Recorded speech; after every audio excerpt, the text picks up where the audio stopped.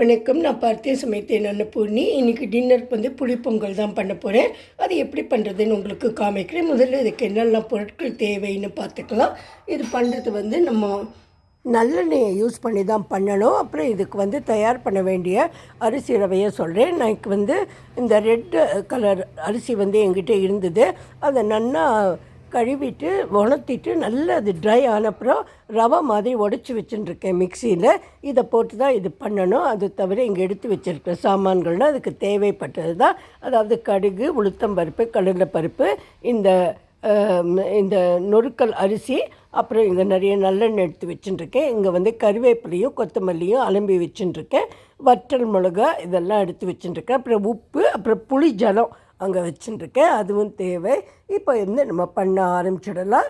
ஒரு கடாயை வச்சுட்டு அதில் நல்லா 3 டேபிள் ஸ்பூன் நல்லெண்ணெயை விட்டுட்டு இதில் கடுகு, உளுத்தம்பருப்பு, கடலைப்பருப்பு போட்டுக்கிறோம். சாதாரணமாக நம்ம கொஞ்சம் டீஸ்பூனில் தான் போட்டுப்போம். இதில் வந்து டேபிள் ஸ்பூன்லேயே பருப்பெல்லாம் போட்டுட்டு நிறைய வத்தல் மிளகாயும் போட்டுக்கலாம். வத்தல் மிளகா கொஞ்சம் இந்த மாதிரி லேசாக நல்லா செவக்கிற வரைக்கும் வச்சுக்கணும். அதுக்கப்புறம் அந்த கரைச்ச புளி ஜலத்தையும் நம்ம விட்டுடலாம். புளிஜலம் வந்து 1க்கு 3/4 1 டம்ளர் நம்ம நொறுக்கல் அரிசி எடுத்தோம்னா 3/4 டம்ளர் நம்மளுக்கு வந்து அந்த கரைச்ச ஜலம் இருக்கணும். கொஞ்சம் திக்காகவே கரைச்சிக்கலாம். புளிப்பு வந்து உங்கள் தேவைக்கேற்ற மாதிரி அதுலேயே நம்ம உப்பும் போட்டுக்கலாம் அந்த ஜலத்தில். இப்போ வந்து நிறைய பெருங்காயத்தையும் அந்த புளிஜலத்தில் போட்டுட்டு அந்த புளிஜலம் கொதிக்க ஆரம்பித்த உடனே நம்ம வந்து 1 டம்ளர் அரிசி எடுத்தோன்னா, நொறுக்கல் அரிசி எடுத்தோன்னா 2.25 டம்ளர் 2 டம்ளர் வரைக்கும் தண்ணி விடலாம். அதாவது புளிஜலம் எவ்வளோ விட்டேன்னு மெஷர் பண்ணிட்டு அதுக்கு மேலே மொத்தத்துக்கு சொல்கிறேன் 2 டம்ளர் தண்ணியை விட்டுட்டு இந்த அரிசியும் கொட்டிட்டு கேஸை கொஞ்சம் சின்னதாக்கிட்டு எல்லாத்தையும் கலந்து கொடுத்துட்டு கொஞ்சம் வந்து அந்த தட்டு போட்டு மூடி வச்சுக்கோங்க. கொஞ்சம் மீடியம் ஃபயர்லேயே இருக்கட்டும். அதுக்கப்புறம் அது நல்லா வெந்ததுக்கப்புறம் நம்ம எடுக்கலாம். ஒரு வேளை உங்களால் அவ்வளோ நாள் எல்லாம் என்னால் மூடி இதை பார்த்துட்டு இருக்க முடியாது, அப்பப்போ இலக்கி கொடுக்கணும்.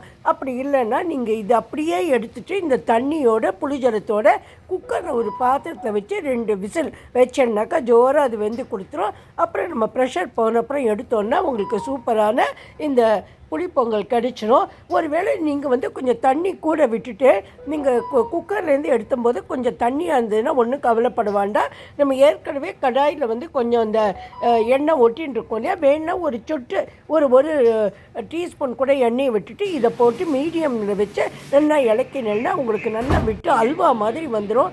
நல்ல டேஸ்ட்டாக இருக்கும் இதை பார்த்தீங்கன்னா. இதுக்கு தொட்டுக்கிறதுக்கு இப்போ வந்துட்டு நான் எடுத்து வச்சுட்டேன். இந்த சுட்டா அப்பளம் வந்து இதுக்கு ரொம்ப நல்லா கூட போகும். அதுக்கப்புறம் தயிரில் வந்து சில பேர் வந்து மோர் மிளகாய் நல்லா வறுத்துட்டு அதை கையால் பிசிறி 2 உப்பு இந்த தயிருக்கு மாத்திரம் போட்டுட்டு நல்ல தயிராக இருக்கணும்.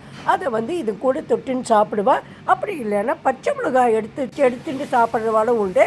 பச்சை மிளகாயை கொஞ்சம் எண்ணெயில் நல்லா வதக்கிடுவாள். சில பேர் இந்த குமுட்டியில் போட்டு சுடுவாள். அந்த காலத்தில் ஒரு வானதி மாதிரி வச்சுட்டு அதுக்குள்ளே வச்சுட்டு அதில் கொஞ்சம் நெருப்பு காமிச்சா ஜோராக அது சுட்டு போயிடும்.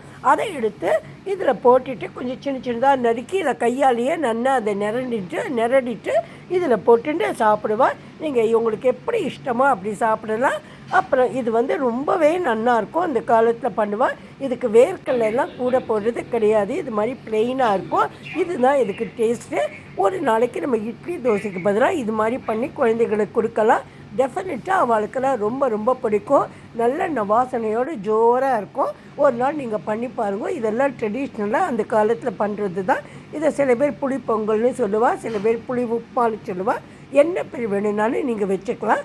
உங்களுக்கு இந்த ரெசிபி பிடிச்சிருந்ததுன்னா please like, share and subscribe. Have a great day. Thank you friends. Meet you in another video. Thank you.